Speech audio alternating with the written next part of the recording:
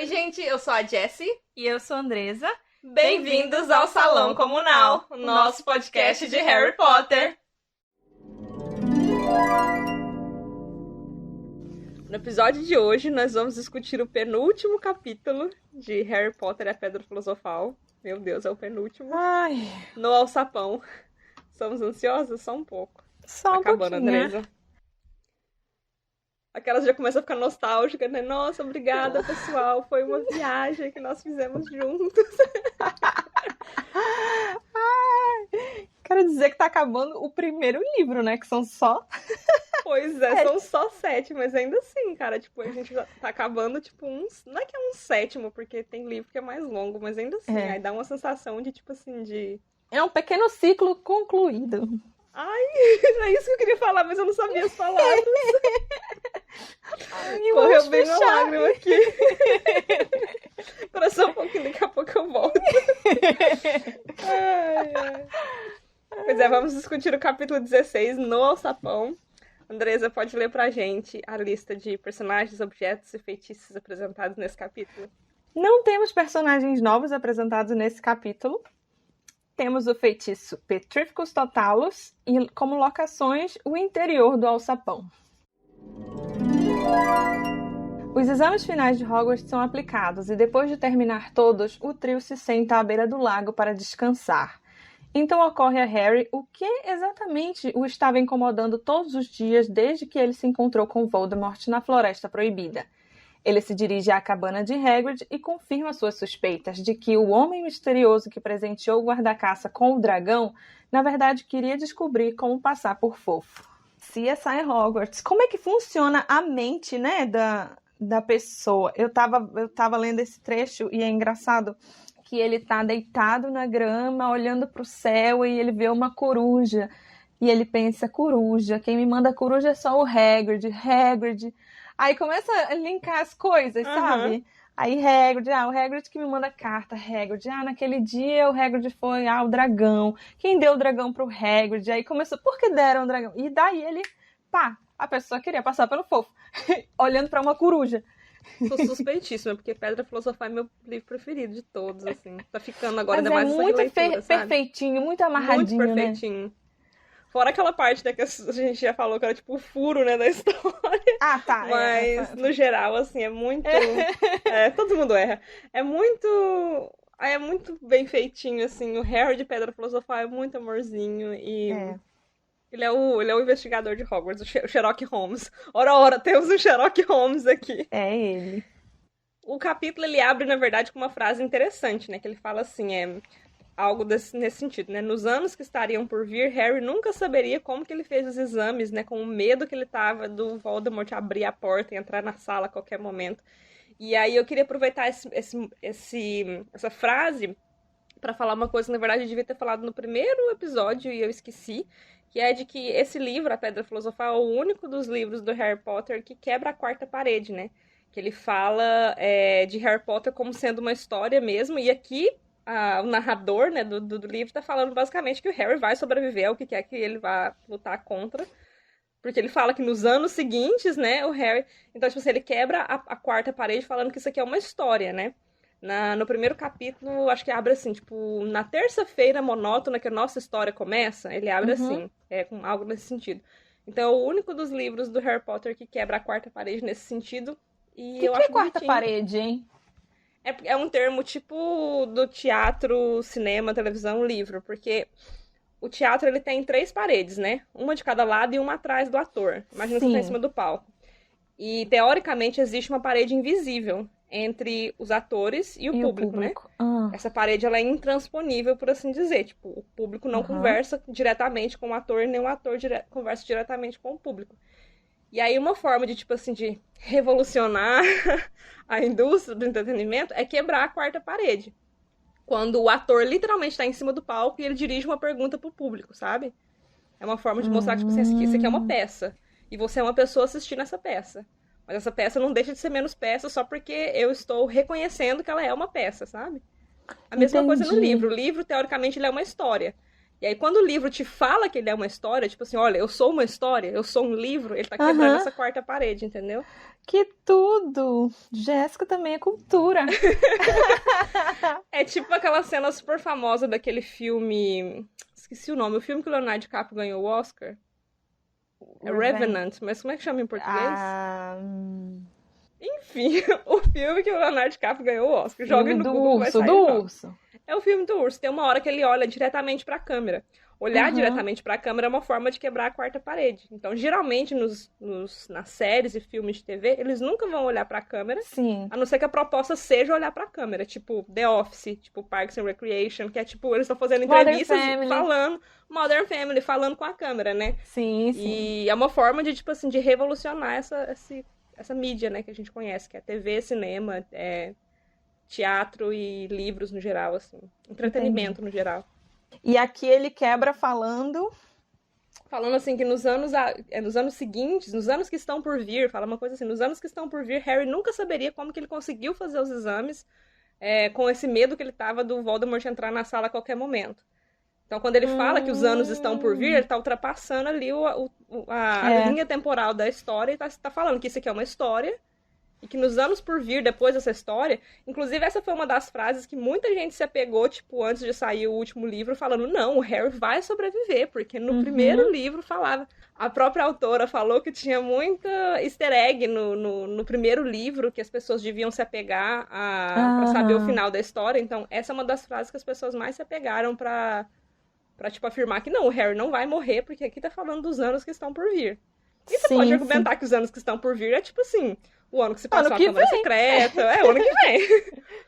Mas como ele, tipo assim, ele tá literalmente saindo da história e falando pra você que nos anos por vir o Harry não se lembraria como ele fez isso, é possível argumentar que ele, de fato, sobreviveu. Interessante. Menina que sobreviveu. Jéssica também é cultura. Ai. Uma coisa que eu achei bem legal também nessa parte do livro é que ele acertou muito sobre a cicatriz dele avisar o perigo. Tipo, ele foi eu sempre fico surpresa ali. O tanto que ele acertou e o tanto que ele errou ao mesmo tempo. Sim, ele nem sabia, mas ele estava muito certo. O negócio da cicatriz sempre me pega, assim, de como que ele associou isso muito rápido e como que isso estava certo, sabe?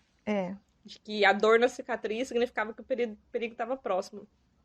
E aí, lembra que a gente, acho que episódio passado, ou retrasado, a gente estava falando que o próximo texto que eu ia escrever era sobre o Harry? Eu decidi já sobre o que eu vou escrever. Eu vou escrever sobre a cicatriz do Harry. Que legal. Não escrevi ainda não, mas tô te contando aqui. Mas já Primeira decidi. Mão pra Andresa, ninguém mais tá sabendo. Só você e todo mundo que tá ouvindo o podcast. Todo mundo. Que vai ser sobre a cicatriz do Harry. Eu acho que eu bati o martelo lendo esse capítulo, sabe? Esse relacionamento que ele tem com a cicatriz tão certeiro, né? Igual você falou, tipo, ele tipo, acertou de primeiro o que é o negócio da cicatriz dele. E aí eu quero escrever sobre. Fica aí o spoiler pra vocês. Não me pressionem pra escrever o texto, eu nem comecei ainda, por favor. Só uma dica, é ela que cuida do nosso Instagram. Não, mentira. Vão lá no Twitter, mandem pra mim uma mensagem falando. Pode mandar também, que eu vou encher o teu WhatsApp de print. Mas antes de ir pro Hagrid, eu quero fazer uma pergunta. Quem é do time Rony e quem é do time Hermione na hora do final das provas? Porque eu era do time Hermione e eu queria repassar toda a prova com as minhas amigas pra saber o que eu acertei e o que eu errei. Mas eu super entendo o time Rony, que é o pessoal, tipo, quero esquecer que eu fiz essa prova. Eu acho que eu fico... Tem um meio... Será que o Harry é o meio termo? Se bem que o Harry tava preocupado em não morrer, né? Era muito... Não tem como eu acho que eu seria... Eu tentando lembrar, assim, agora que eu parei de repensar, eu não tenho muita lembrança, assim. Não. Mas eu acho que eu era um meio termo. Porque eu tinha memória muito boa, então eu sabia, tipo assim, qual pergunta, tipo, se era de múltipla escolha. Na 1 eu tinha marcado B, na 2 eu tinha marcado C, na 3 C e na 4 A, sabe? Eu sabia de cor. Mas... E aí, tipo assim, se a galera juntava pra, tipo, comparar essa resposta e tal...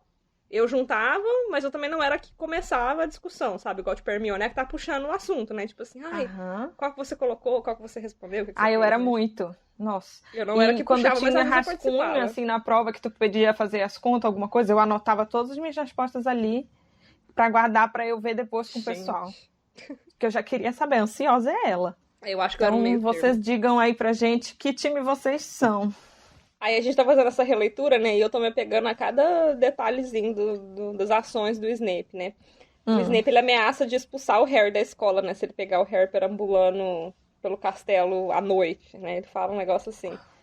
Que ele fala assim, vou te expulsar da escola. Como se ele tivesse... Oh. Ele não fala assim, eu vou te expulsar, ou ele fala assim, eu vou conseguir que você seja expulso, algo assim.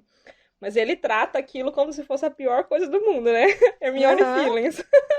Ser expulso de Hogwarts é a pior coisa.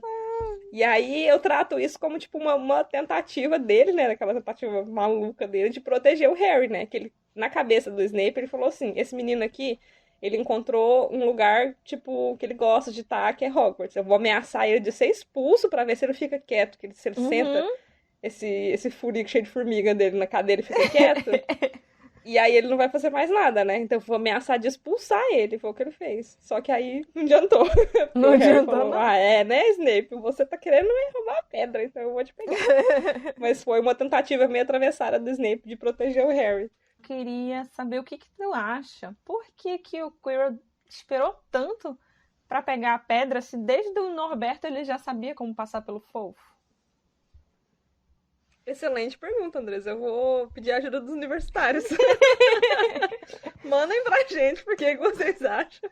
Por que ele esperou tanto? Porque passou as provas e depois que ele foi. Eu não sei se era uma forma que.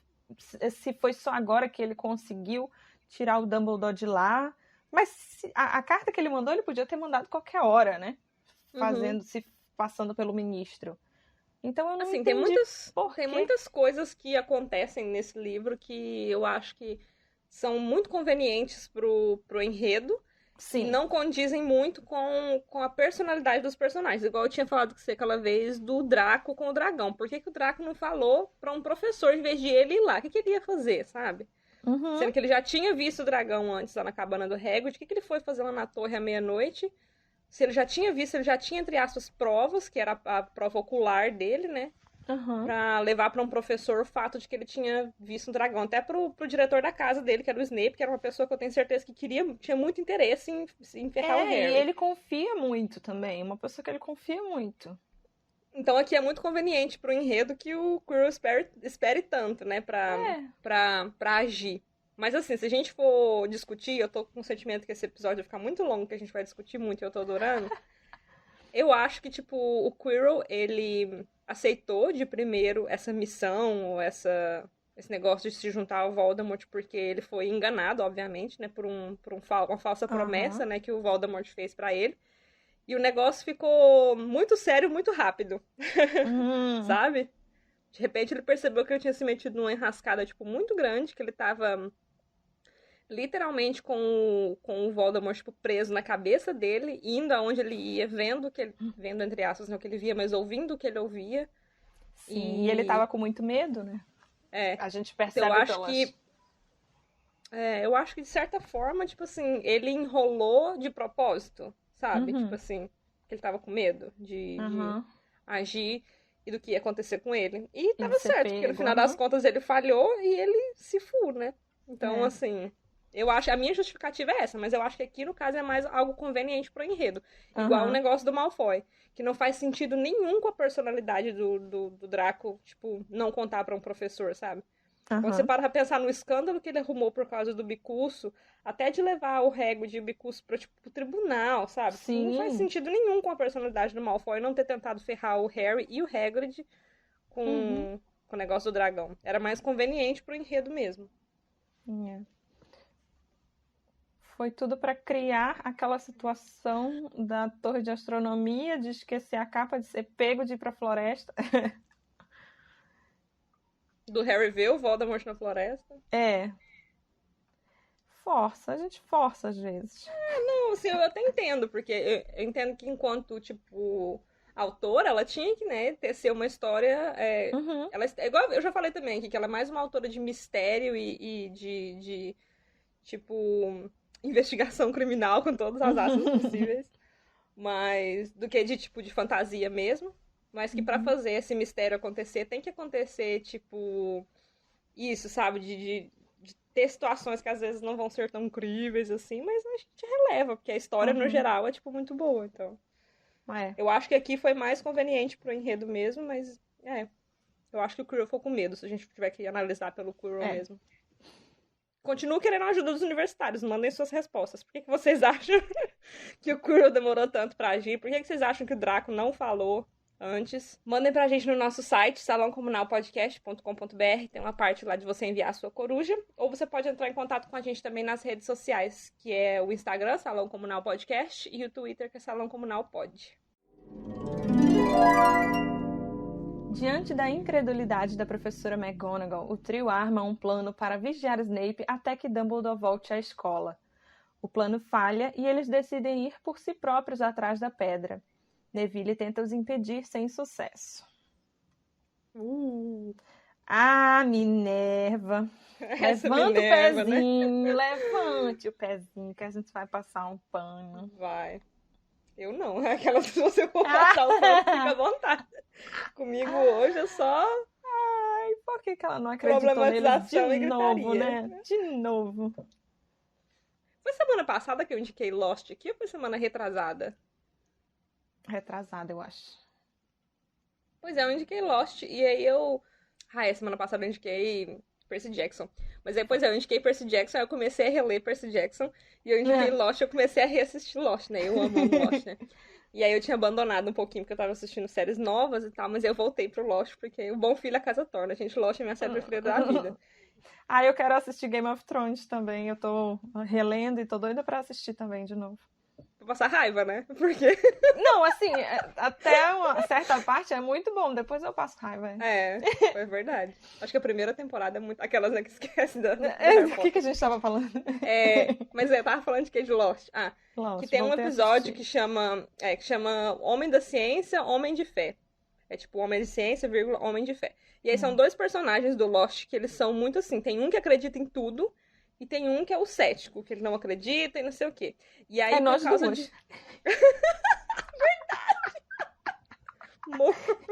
Tu pode mandar a religião aí que eu vou dizer, acredito. No insight, meu pai. Sim, acredito. Pois é. Tem esse episódio que, tipo, é logo no começo, demarca muito esses dois personagens como um sendo o homem de fé e o outro sendo o homem da ciência. E aí, lá na frente, eles vão construindo a história de uma forma a você achar que o homem da fé, ele tá sendo, tipo, super... Cara, você tá muito leviano, como que você tá acreditando nisso, sabe? Tipo, isso é muito bizarro e tal. E aí, o homem da ciência, ele toma uma decisão, tipo assim, de última hora, que dependia dele, ele toma essa decisão. Na hora que ele toma essa decisão, tipo assim, todo mundo percebe que o homem da fé tava certo. E o homem da ciência tomou a decisão que, tipo, ferrou todo mundo. E aí, nessa hora aqui, foi a hora que eu, tipo, fiz o clique, sabe? Com esse episódio. Porque, tipo, no final das contas, foi o ceticismo da McGonagall que levou as 3 crianças pro Alçapão, sabe? E elas quase morreram. Por causa do ceticismo dela, sabe? Foi irresponsabilidade dela, igual foi irresponsabilidade do Hagrid de colocar o dragão na mão de 2 crianças. Então, assim, eu acho que é muito interessante a gente ver os nossos faves, assim, de um ponto de vista, tipo... humano mesmo, sabe? Que eles erram e eles tomam decisões que, às vezes, tipo, não eram as corretas, mas eles não têm uma bola de cristal. Não, mas... a não ser que eles sejam a Trelawney. Pra ela, naquele momento, era a coisa correta a fazer. Ela não sabia que realmente era. Que aquilo realmente estava acontecendo. A gente tem que também parar um pouco com esse negócio de, tipo, visão do leitor, né? Que a visão do leitor que a gente já sabe tudo que aconteceu e quem que fez o quê, né? Tipo, o Harry, ele tinha aqui todos os motivos pra acreditar que era o Snape que tinha feito, sabe? A gente só sabe que não é ele porque a gente já leu tudo. Então, assim, eu critiquei a McGonagall, mas agora eu tô aqui também justificando o ceticismo dela, sabe? Até porque eu sou o homem da ciência. Eu tenho que defender o meu legado. Nessa parte que eles falam sobre... combinam sobre ir lá, né? quando eles voltam e a McGonagall não acredita e o Harry pensa que a única forma é ele indo, cara, é muito forte esse pedaço pra mim, é muito pesado o Harry falando e acertando de novo, né? Sem perceber que, tipo, não existe Hogwarts quando o Voldemort voltar. É verdade. Não tinha pensado nessa... Tipo assim, é muito real, é o que realmente vai acontecer. Não agora, mas sim. Eu tô rindo por causa da frase que eu escrevi. Continua seu raciocínio, depois eu vou ler minha frase e você vai entender. E aí ele falando que ele vai se arriscar, porque o que ele é a única coisa que ele tem pra fazer, e se der merda ele no máximo vai voltar pros Dursley e esperar pelo Voldemort lá, mas que ele tem que tentar de qualquer forma. E ele fala, tipo, ele matou meus pais, vocês não se lembram? Cara, é muito pesado, é uma criança de 11 anos falando tudo isso e assumindo toda essa responsabilidade. Eu acho muito forte essa parte. Agora a Andresa, a mulher de fé, fez toda essa análise, né? A análise que eu fiz sobre a situação. A mulher da ciência. Harry tentando chegar à pedra primeiro. Que autoestima, hein, querida? Nossa senhora. Eu aqui toda emocionada. E eu aqui segurando isso, porque, tipo, a análise dela é super profunda. E a minha, tipo, que autoestima, hein, querida? Porque ele foi crente. Tu jura que tu vai... Ai, mas voltando pra minha reflexão. Dois lados, dois opostos, né? Existem dois tipos de pessoa no mundo. Dois tipos de pessoa no mundo. Diz pra gente quem vocês são. Se vocês são Andressa ou se vocês são Jéssica. Ai, autoestima lá. Meu trem aqui. Pode continuar sua análise profunda. Minha reflexão. Cara, e depois que ele fala tudo isso, que ele dá todo esse discurso sobre por que ele deve ir lá, a primeira coisa que o Rony pergunta é: será que a capa dá pra esconder nós três? Cara, isso é muito maravilhoso, porque, tipo, nem por um momento... Ele já assumiu que ele ia, né? E é isso. Eles nem pensaram que eles não iam, né? Eles já... Ok, você disse que vai. Ok, vamos. Não foi nem então por um momento ele pensar assim, o Harry vai, tá bom. Valeu, falou, pode ir. A gente te espera aqui, mas não. Eu achei muito bonito isso, essa frase. Inclusive, a minha melhor frase desse capítulo, ele fala: mas ela dá pra esconder nós três? Perguntou Rony. Eu acho muito lindo essa parte. Ele não só assumiu que ele já tava indo, como a Hermione também, né? Nem perguntou e você vai não, também, com minha certeza. Filha. Ai. Inclusive, ela fala... O Harry fala nós três, a Rony fala, claro, né? O que tu achou que fosse acontecer? Que a gente ia te deixar aí sozinho? E a Hermione fala, claro que não. Como acha que vai chegar a pedra sem nós? E tava errada? Certíssima. Errada não tava. Eu queria comentar sobre o Neville nessa situação. Eu tinha falado, nossa, muitos episódios atrás, sobre como existe essa teoria, tipo, bem forte no fandom, principalmente no Tumblr, que é uma rede social, de que, na verdade, eles deveriam ter sido um quarteto e não um trio. Que a presença do Neville, ela é muito mais forte nos livros do que nos filmes. E principalmente na Pedra Filosofal dá a entender que eles são muito mais próximos do que os filmes deixam transparecer. E eles se afastaram por causa do próprio trio inconscientemente, tipo, expulsar o Neville, sabe? Sim, se fechar ali naquela bolinha deles, né? O Neville, ele fala que ele não vai deixar eles irem. Tipo assim, vocês não vão, e ponto final. E aí é um momento, tipo, que eu tiro meu chapéu pro Neville, né? Ele se levanta pra proteger a Grifinória, porque ele fala que a Grifinória vai perder mais pontos.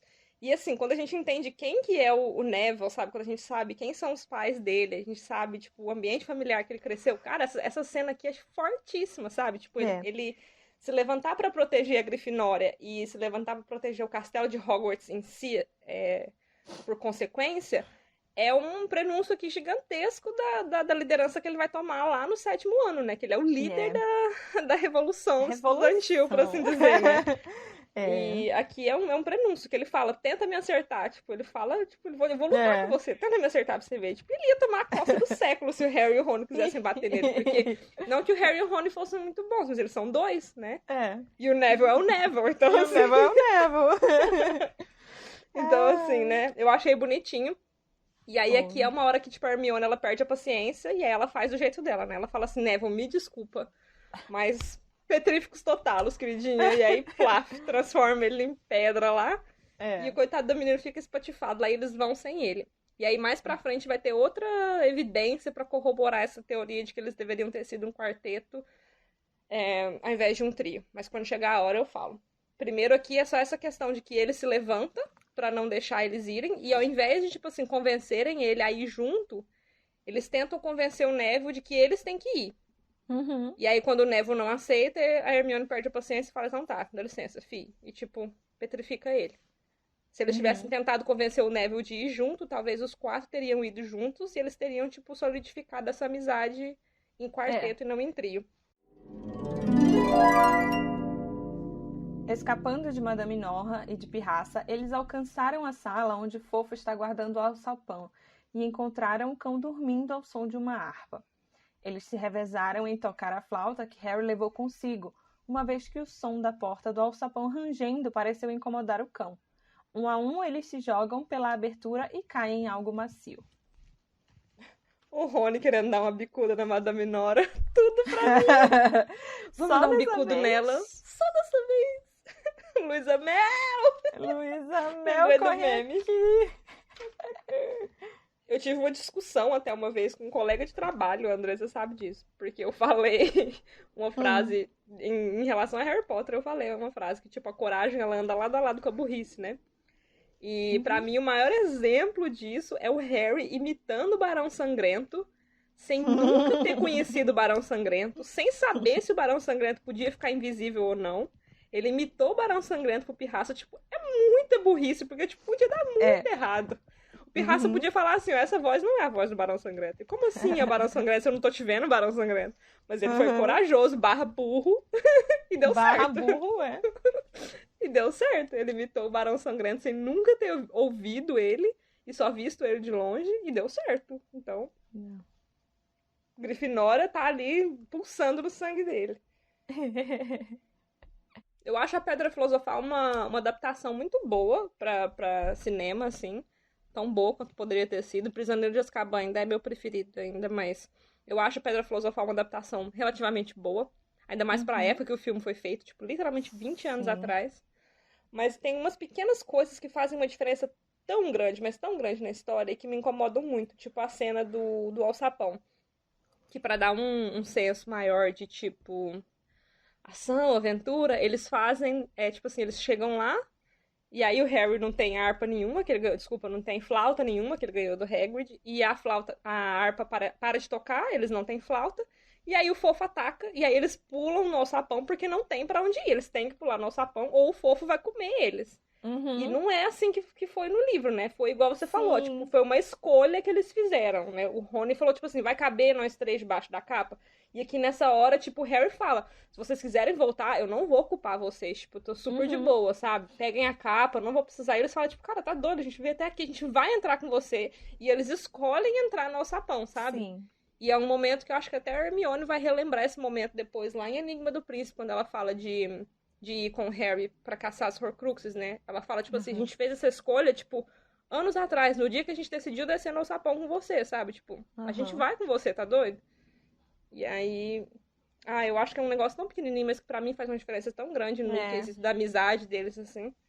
E aqui eles analisam ainda para ver se tipo não vão morrer, né? Se jogarem, ele vai se abaixando com a barriga, se pendura até a mão, vê se dá pé, não dá, aí ele se joga. Entendo que, tipo, pro cinema não fica tão legal, sabe? É, não Fica fica mais legal, empolgante. tipo, o cachorro tentando pegar eles pulam, mas assim, muda muito a personalidade deles. É igual, É, tipo, daqui pra frente agora pra mim é só ladeira abaixo, sabe? é, Ah, verdade. é só o sapão abaixo. Porque eles Tem que se mudam jogar muito os mesmo, não tem outra personagens. escolha. Eles mudam muito os personagens. O Rony, tipo, vira um patetão e É. só. Então, assim, enfim. É só uma pequena coisinha, assim, que eu sempre gosto de notar que é diferente. Eles escolheram ir com o Harry. Tipo, não é. Uhum. Todas as outras aventuras que eles tiveram até agora foram, tipo assim, sem querer. Quando eles encontraram o Fofo pela primeira vez. Quando a Hermione pôs fogo no Snape, o trasgo no banheiro, igual você falou. Tipo, foram coisas que na hora do susto eles tiveram que fazer. Aqui foi uma escolha mesmo, sabe? Tipo, olha, tem esse perigo iminente aqui. Muito provavelmente a gente morra. A gente tem, tipo, 11 e 12 anos de idade e, tipo, ok, eu quero ir com você, sabe? Você é meu amigo. Então, assim, pra mim é muito sobre a personalidade dos personagens, do Rony e da Hermione, e foi cortado dos filmes. Triste. São 7 desafios, né, que eles têm que passar pra chegar até na pedra. O primeiro é logo esse aqui, que é o fofo, que é o desafio do Hagrid. E o próprio Hagrid deu a resposta pro Harry, tipo, diretamente, quando ele falou pro Harry que o fofo se acalmava com música. E ele deu a resposta também indiretamente, quando no Natal, antes de tudo isso, ele já tinha dado uma flauta de presente pro Harry. E o Harry levou a flauta, porque ele falou que ele não tava com ânimo pra cantar pro fofo. O que sugere que, tipo, não precisava necessariamente ser uma flauta ou uma harpa. Podia ser, sei lá, você cantando alguma coisa e o fofo ia ficar de boa. Aí ele leva a flauta, né? Então, tipo assim, é o desafio do Hagrid. O próprio Hagrid contou pros meninos que era dele o desafio, como superá-lo, e, tipo, ele ainda deu a ferramenta pra eles superarem. Então, eu nem conto esse desafio como superado, até porque eles chegam lá, o desafio já tá, entre aspas, né, superado, porque a harpa tá tocando, apesar de que eles, tipo, têm que tocar a flauta, mas, teoricamente, o desafio já tá superado, então eu nem conto muito. O que amorteceu a queda dos três era uma planta, Visgo do Diabo. Em um esforço coletivo, eles derrotaram a planta com as mesmas chamas azuis que Hermione lançara em Snape. Seguindo por um corredor, eles chegaram a uma sala com centenas de chaves voadoras, e com os três montados em vassouras, Harry agarra a chave certa para destrancar a porta que dava para a próxima câmara. Eu anotei só, que desafios bestas. Tipo, tem os desafios que qualquer aluno conseguiria passar, né? Qualquer aluno do primeiro ano conseguiria passar. Esse do Visgo do Diabo eu achei muito besta. Porque se tu prestar atenção na aula, tu consegue passar. Imagine um bruxo experiente que quer pegar uma pedra filosofal. Seguindo aquela lógica que a gente falou de que, tipo assim, se o Dumbledore de fato confiasse no Hagrid pra proteger a pedra, ele não teria colocado mais desafios depois do desafio do Hagrid. A gente pode, tipo assim, fazer a escala dos desafios bestas, né? Sim. Sendo o primeiro do Hagrid, que eu não acho besta de forma alguma, porque, tipo, é até eficiente. Sim, se ele não tivesse dado a resposta, é muito bom. Se ele tivesse abrido a boca, né? Era bem eficiente. O problema do desafio é o Hagrid mesmo. Depois o da da professora Sprout e depois do professor Flitwick. São os três mais bestas, assim, na minha opinião mesmo. São muito bestas. Mas aí eu anotei aqui que, basicamente, tipo assim, tem os 7 desafios, né? Eu tô numerando eles conforme eles vão acontecendo. O primeiro foi o do Hagrid, que era o fofo, e que ele não era, tipo, pra ninguém, na verdade, porque o Hagrid é um bocudo, ele fala pra todo mundo as coisas, e acabou que ele não protegeu a pedra de forma eficiente, porque ele ficava falando pra todo mundo sobre o fofo. O segundo desafio, que é o Visgo do Diabo da professora Sprout, é o desafio do Neville. Cada um deles aqui tem um desafio. E esse era do Neville. Porque o Neville é muito bom em herbologia, a gente sabe disso, né? E esse desafio aqui, tipo, na falta do Neville, que ele deveria estar lá se eles tivessem convencido ele aí junto, os três juntos tiveram que juntar as suas inteligências e os três tiveram que, tipo, trabalhar pra superar esse desafio.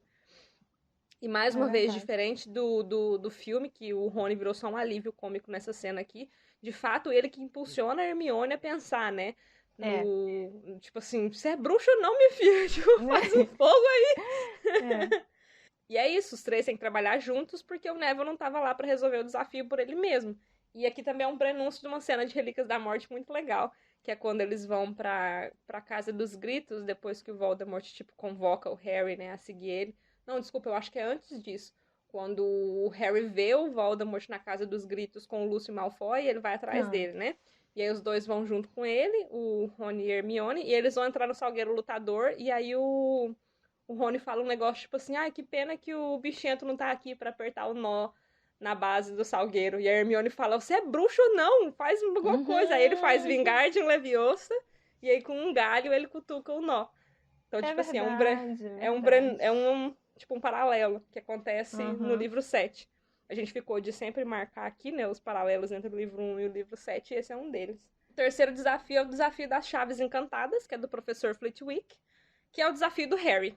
Apesar de que todos eles tentam, o desafio é do Harry, e ele comanda os outros dois, o Ron e a Hermione, a ajudar ele, mas é ele que pega a chave Ele que identifica a chave, né? Ele que, tipo, resolve como que tem que funcionar as coisas, e ele comanda os outros dois de forma que ele pega a chave no final com a ajuda dos dois. E parabéns pra Hermione, que a gente sabe que a Hermione detesta voar, ela morre de medo, ela não gosta, e que ela foi mesmo assim, tipo, diferente do filme também, todos eles montam em vassouras, e a Hermione, mesmo sendo ruim e detestando voar, ela, tipo, ela tentou, e parabéns pra Hermione. Errada nunca teve.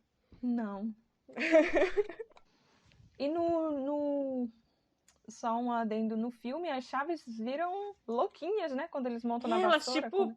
tipo, pica o Harry, assim, tipo, igual como se fosse os passarinhos, sabe? Assim. No livro é bem mais simples que isso. Mais uma vez é pra dar, tipo, uma ação, né? Porque eu acho que ia ficar um trem muito sem graça, né?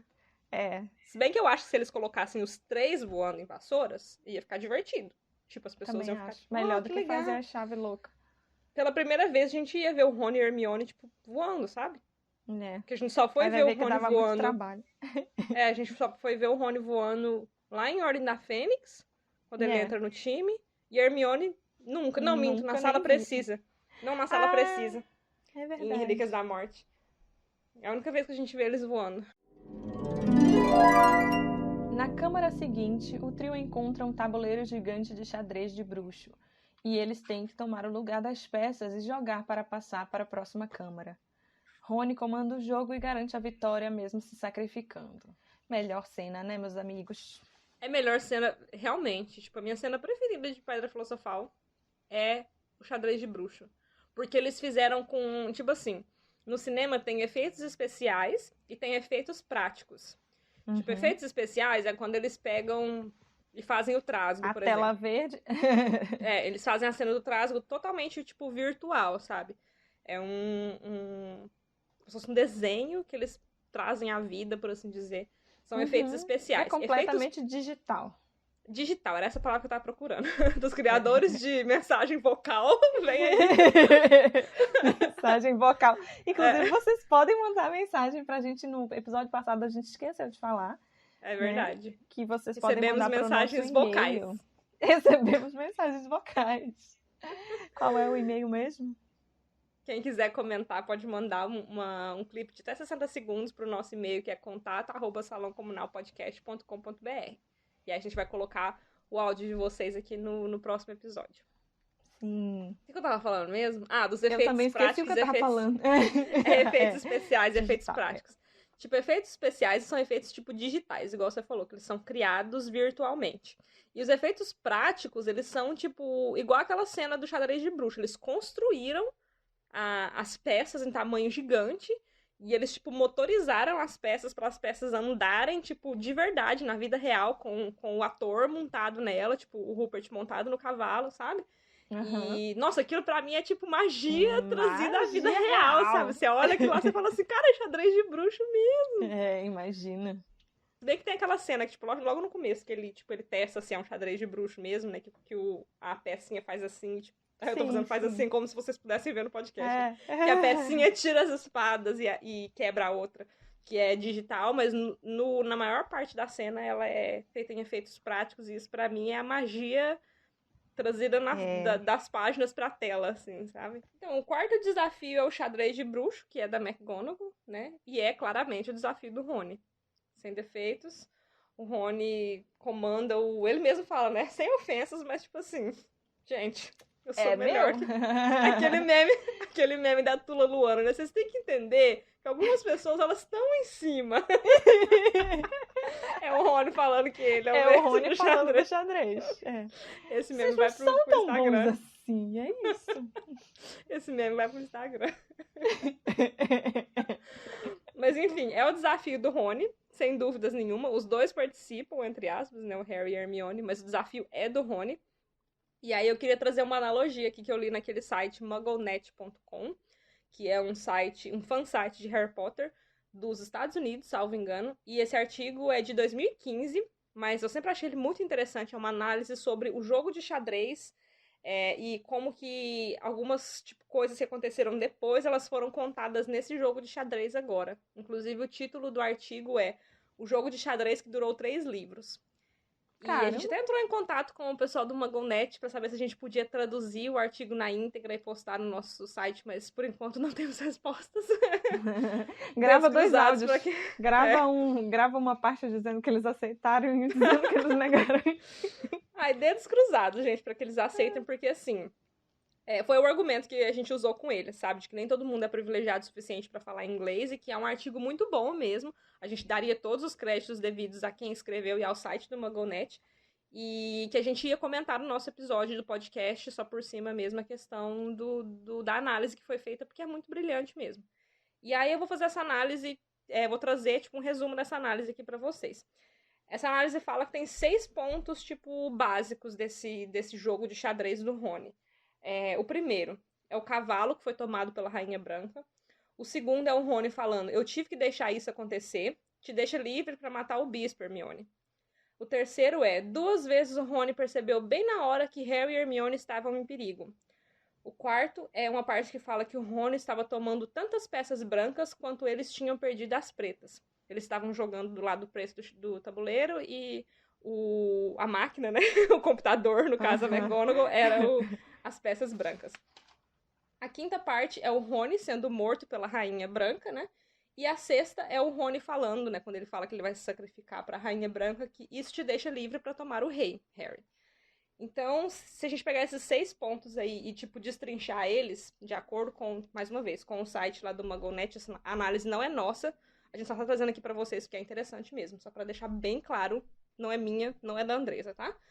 A Rainha Branca, no caso, seria ao mesmo tempo, ou tipo, em tempos diferentes, o Snape e a Bellatrix. Que a Rainha Branca, ela é tipo a que protege a mão direita do rei, né? E o rei, no caso, seria o Voldemort. Então a Rainha Branca seria ao mesmo tempo o Snape e a Bellatrix. E aí o cavalo seria o Sirius. Porque fala assim no livro, o primeiro choque real veio quando a Rainha Branca matou o cavalo. E aí eles fazem análise... A Andressa chorando da morte do Já senti, já. Derrubei até o fone aqui. Já levei o primeiro choque.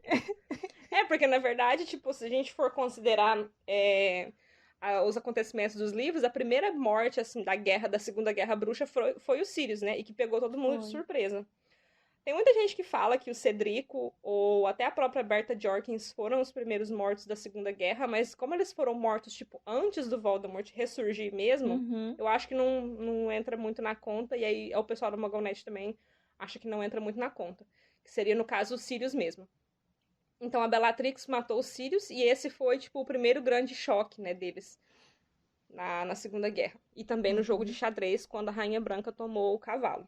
O segundo ponto, que é quando o Rony fala, eu tive que deixar isso acontecer, tipo, tive que deixar a Rainha Branca matar o cavalo, te deixa livre para tomar o bispo, Hermione, no caso, tipo assim, seria o Fudge caindo como ministro da magia. Que a batalha no Departamento dos Mistérios foi o que levou ele a cair da posição de ministro, e que o bispo no xadrez, ele, na verdade, ele é uma peça que eu não jogo xadrez, tá, gente? Eu tô mais uma vez lendo aqui da análise do MuggleNet, mas eu pesquisei e isso é verdade. O bispo no xadrez, ele não se move, tipo, pra frente ou pra trás. Ele se move na diagonal. Então, tipo, seria uma análise de que, tipo, o Fudge, ele tava zigue-zagueando entre os lados da guerra. Entre o lado do Voldemort e o lado do Dumbledore, né? Por assim dizer, do Dumbledore / Harry. E nesse zigue-zaguear dele aí, ele tava tentando proteger os interesses dele. E que quando o Sirius, entre aspas, né, teve que ser morto na batalha do Departamento dos Mistérios, é mais tipo a própria autora falando que ela teve que deixar isso acontecer para que o ministro caísse e a história, tipo, se desenrolasse. E aí essa parte da autora, de achar que é a autora falando, já é uma análise minha mesmo, não tá no artigo. Mas fora isso, é tudo o pessoal do MuggleNet falando. O ponto 3 é o que fala que o Rony percebeu quase em cima da hora que o Harry e a Hermione quase morreram. E aí o artigo do MuggleNet faz uma análise super, tipo assim, que eu achei... Eles mesmos falam que, tipo assim, tem muita coisa que eles têm que forçar pra caber na análise, né? E que eles não querem fazer ninguém, tipo... vocês têm que acreditar no que a gente acredita. Mas eu achei praticamente forçada, e eles também falaram que essa parte é forçada, mas eles fazem a análise, tipo, de que a Hermione, na verdade, ela representa o coletivo de todos os amigos do Harry. E que o Harry representa, na verdade, o castelo de Hogwarts. E que o Rony percebeu quase, tipo, em cima da hora de que todos os amigos do Harry estavam em perigo e que toda a Hogwarts estava em perigo. Eu achei essa análise meio... Mas aí nos comentários do artigo, tem uma pessoa que falou que, tipo assim, não, mas em Relíquias da Morte, o Rony salvou a vida do Harry e da Hermione 2 vezes, tipo, em cima da hora. Que foi... Ele salvou o Harry no lago, quando ele quase morreu afogado, porque ele foi burro o suficiente pra entrar lá com a Horcrux no pescoço. É uma cena que eu amo. Porque eu fico imaginando o Snape do lado do lago lá, pensando assim, ele não vai ser burro de entrar Não é com o possível. colar no pescoço e ele entra. Não é possível. Mas voltando, o Rony salva o Harry de se afogar no lago, né? E ele salva a Hermione na mansão Malfoy também, quando ela tá sendo torturada pela Bellatrix. Então, tipo assim, essa parte encaixa perfeitamente nisso, né? Real. Que é o terceiro ponto.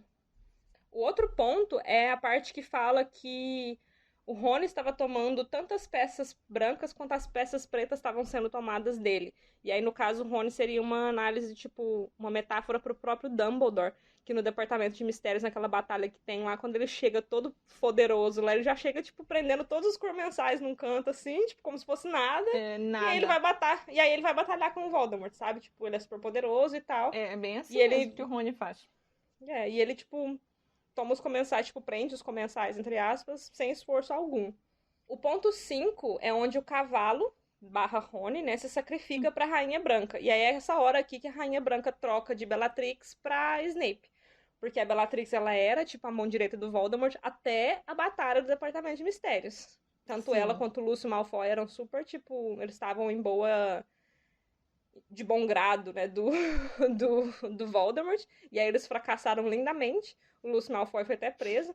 E a Bellatrix, ela perdeu a posição dela no começo do Enigma do Príncipe. Dá até pra entender que ela tá com ciúme do Snape quando ela vai visitar o Snape na casa dele. E aí o Snape tomou o lugar de Rainha Branca, que é tipo de mão direita do Voldemort. Direito. E aí o Dumbledore, ele se sacrifica pra Rainha Branca, pro Snape. Pra nos levar ao ponto 6, que é onde o Rony fala, eu precisava fazer isso, que te deixa livre pra tomar o rei, Harry.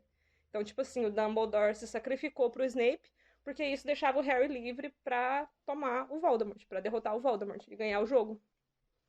Ou seja, era tudo um joguinho do Dumbledore. Aí, mais uma vez, essa análise ela é toda do pessoal do MuggleNet, a gente não fez nada, a não ser aquela partezinha que eu falei de achar que era mais uma fala da autora do que uma fala do Rony barra Dumbledore mesmo.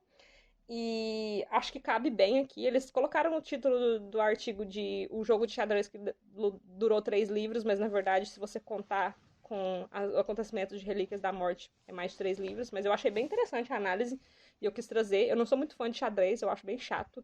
Eu acho muito legal, eu amo. Eu nem sei jogar, na verdade, acho que é por isso que eu acho chato, porque eu não sei jogar. Eu não entendo muito, não. Eu também não sei muito fazer estratégia, não. Eu conheço as regras e acho legal. Mas a análise aqui é bem boa. Como a gente falou lá no começo do capítulo, né, tem muitas partes dos livros que as pessoas, tipo, voltavam sempre pra, tipo, embasar suas teorias, né, e pra fazer suas apostas no que ia acontecer no final de tudo, e o jogo de xadrez era uma delas, né, assim como aquela fala, né, do Harry, tipo, pensando nos anos por vir, como ele teria feito os exames, o jogo de xadrez é uma das partes que o pessoal, tipo, volta muito pra analisar e pra fazer as apostas deles do final de Harry Potter. Sim. E tu acha que isso foi pensado? Eu tenho minhas dúvidas, assim. Eu sei que muita coisa foi pensada e eu acho que muita coisa é, tipo, super... A gente pode acreditar mesmo que foi pensada, sabe? Eu acho que, tipo, alguém se sacrificar no final pro Harry derrotar o Voldemort super foi pensado. E eu acho que até muita gente, porque como eu peguei Harry Potter, tipo, já terminado, entre aspas, eu não tive o prazer de entrar nesse mundo das teorias. Mas eu sei que tem muita gente que teorizou de que, na verdade, o Rony ia morrer. Justamente por causa dessa cena, que o Rony se sacrifica pro Harry vencer. E eles achavam que isso ia acontecer de verdade, que o Rony ia se sacrificar e pro Harry vencer o Voldemort. Então eu acho que a autora tinha planejado, sim, que alguém teria que se sacrificar na história, mas que seria exatamente o Dumbledore, ou que ela já fez essa cena pensando que seria o Dumbledore, acho meio difícil. Assim, o artigo foi até escrito em 2015, que, tipo, foi bem depois do último livro que foi lançado, né? 7 anos depois de lançar o último livro. Então, assim, 8 anos, né? 2007, mais 2015. 8 anos. Então, 8 anos depois do último livro desse lançado. Então, eles mesmos falam que foi uma análise em retrospecto mesmo. Agora que eles têm todos os livros, eles podem tentar encaixar os acontecimentos no jogo de xadrez. E eles mesmos se justificam falando que, tipo, tem coisas lá que a gente pode encarar como sendo super forçado pra encaixar na narrativa e que ok, sabe? Não é como se a autora tivesse falado, tipo, literalmente, olha, o jogo de xadrez é uma análise de toda a saga de Harry Potter. Ela nunca falou isso. Mas que ela tinha falado que muitas respostas já tinham sido dadas antes. Então, muita gente, tipo assim, mergulhou nas entrelinhas pra tentar achar respostas e justificativas. Vai ver que ela escreveu a partida lá do jeito que achou melhor e depois pensou, posso fazer algo parecido com isso. Pode ser também. Tá faltando aqui no nosso resumo uma câmara que alguém pulou na hora de escrever. Alguém. Alguém foi. Depois da partida de xadrez, o Rony fica lá caído. Harry e Hermione seguem para a próxima câmara e encontram um trasgo já abatido, bem fedido. Por isso eles passam bem rápido por lá. E na próxima câmara tem um desafio que mistura lógica e poções. Hermione chega à resposta sem dificuldade. No entanto, a poção que permite passagem para a próxima câmara é suficiente apenas para uma pessoa. Harry segue em frente e Hermione volta para ajudar Rony e avisar Dumbledore. Na câmara seguinte, Harry surpreende-se ao encontrar alguém que não é Voldemort nem Snape. Quem é? Ai, fazemos igual! Agora vocês vão ter que esperar até o episódio da semana que vem pra descobrir quem estava lá na câmara. Não era Snape nem era Voldemort. Não, você tá vendo. Essa parte da lógica, nossa, eu era muito apaixonada. A primeira vez que eu li, eu fiquei tentando descobrir, eu não passei dessa parte até eu descobrir qual que era a poção. Nossa, eu era muito apaixonada por problemas de lógica. Muito apaixonada. E eu acho muito legal aqui a Hermione falando que a maioria dos bruxos não tem um pingo de lógica. E foi uma coisa que a gente já falou aqui, né? Não, a gente se acomoda... a bandeira desse podcast, né? Eles se... como é que fala? Se apegam muito na magia e esquecem de raciocinar. Na verdade, o quinto desafio, que é o desafio antes desse do Trasgo, é só pra gente passar, tipo, pela lista mesmo, é o desafio do Quirrell, que ele colocou lá, e esse desafio aí, ele é do trio. Ele era dos 3. E ele já tinha sido derrotado, já tinha sido, tipo, feito no Halloween. Os 3 já tinham derrotado o Trasgo. Eu acho que aqui eu acho que aqui é até, tipo, meio que uma forma da autora, tipo, demonstrar isso. Tipo assim, olha, é um desafio que eles já derrotaram e eles não precisam derrotar ele de novo. Entendeu? Que genial! Fazendo a análise aqui. Porque se você parar pra pensar, se alguém já passou antes pelos desafios, eles já podiam estar todos já resolvidos e eles chegavam os 3 só na última câmara, que era o que não tinha sido resolvido ainda. Mas o único que já estava resolvido era justamente o Trasgo. Então, assim, minha análise de que, na verdade, esse aqui é o desafio do trio e que eles já tinham resolvido ele no Halloween e eles não tinham por que ter que resolver de novo. Fica aqui, tipo, como se fosse uma medalha, assim, pra eles. Olha, vocês não precisam lutar com o Trasgo porque vocês já lutaram com o Trasgo antes. Essa era uma dica que, se eles tivessem prestado atenção, eles já saberiam que era o Quirrell. Nossa, eu contei, olha. Olha, acabou a emoção, a expectativa. Acabou o episódio aqui, não quero falar mais. Mas enfim, essa era uma dica, por assim dizer, né? Que se eles tivessem prestado mais atenção, eles teriam percebido que era o Quirrell no Halloween. Porque, tipo assim, eles passaram por todos os desafios. De repente tinha um Trasgo. Era o desafio do Quirrell. Um Trasgo foi solto no Halloween. Tipo... O Harry fez uma facilidades com trasgos. Ele fez uma dedução, tipo, muito mais arriscada e, tipo assim, certa, quando ele deduziu o negócio do dragão ter sido dado, não por acaso, pro Hagrid. E aqui ele não ligou os pontos, né? Agora, o desafio das poções é o desafio da Hermione, né? Não tem dúvidas.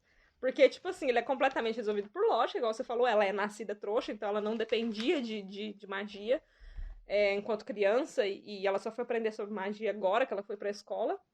Uhum. E é o que ela falou, tipo, bruxos ficariam presos aqui a maioria dos bruxos, né, ficariam presos aqui pra sempre, porque, tipo, é a bandeira desse podcast, gente. Os bruxos se apegaram demais à magia e não sabem fazer nada hoje sem ela, né? É. Agora, eu acho nós assim, com a o Snape foi tecnologia, né, muito mana? inteligente. Hã? É nós com a tecnologia, né? Justamente, nossa. Aquelas eu parei aqui agora de criticar os bruxos. Continua. Ai, tô pensando na minha vida. Repensando todas as minhas decisões que trouxeram pra esse momento aqui. Verdade. Sim, o Snape. Agora sim, o Snape foi muito inteligente de desenvolver esse desafio. E a Hermione foi igualmente inteligente em conseguir resolver ele, tipo assim, com facilidade. A gente pode até, tipo, falar, Sim. né? Agora eu queria ver a cara dele na hora que alguém, não sei quem. Nossa. Não sei quem, não me importa quem. Se foi o Dumbledore, se foi a McGonagall. Uma menina de 12 anos resolveu o seu desafio, Snape. Ele se fica putaço. Queria ver a cara dele. Era só isso mesmo. Era só isso. Nascida trouxa E, ainda, tipo, né? Que é como diz o outro, né? Não. Se bem que se ele fez um desafio de lógica, ele já esperava que fosse, tipo, algo não baseado em magia, né? Mas mesmo assim. E assim, um desafio que podia matar, né? Porque.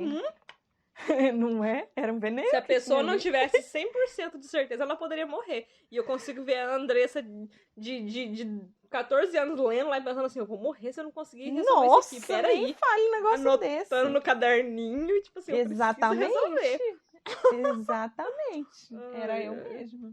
Só pra gente não ficar sem falar aqui, o próximo desafio, que é o 7º desafio, né? A gente já falou do número 7 aqui várias vezes, eu, a louca dos números. O 7º desafio é o espelho, que é o desafio do Dumbledore. E esse é o desafio do Harry, literalmente. O Dumbledore ensinou pra ele, né, como resolver o desafio.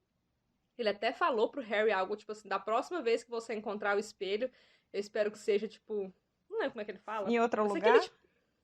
Ele fala que ele vai levar o espelho pra um lugar diferente e que da próxima vez que ele encontrá-lo, que ele use ele de forma mais sábia, sei lá, uma coisa. Eu sei que o Dumbledore afirma que o Harry vai encontrar o espelho de novo.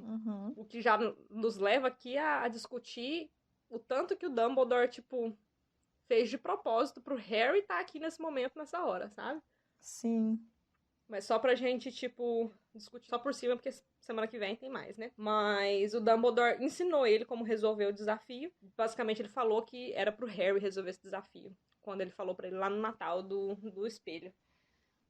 Esse velho manipulador. Ele fala, se algum dia o encontrar, estará preparado. Ele fala sim, né? Que droga, eu não posso chamar ele de manipulador mais. Sim, porque tem várias outras situações que ele foi manipulador. Então, é um velho manipulador, sim. Nesse momento aqui, talvez não. Mas em momentos futuros, sim. Só aqui. Então, essa foi a discussão do capítulo 16 de Harry Potter e a Pedra Filosofal. Voltem pro Salão Comunal na semana que vem para o último capítulo. Eu tô até emocionada de falar isso. Nossa, o último capítulo de Harry Potter e a Pedra Filosofal. Uma leve Capítulo falta de ar 17, O Homem de Duas Caras, onde a gente vai descobrir, porque ninguém sabe quem que tá na última câmara e quem tá esperando o Harry lá. Vemos vocês semana que vem. Beijo! Tchau!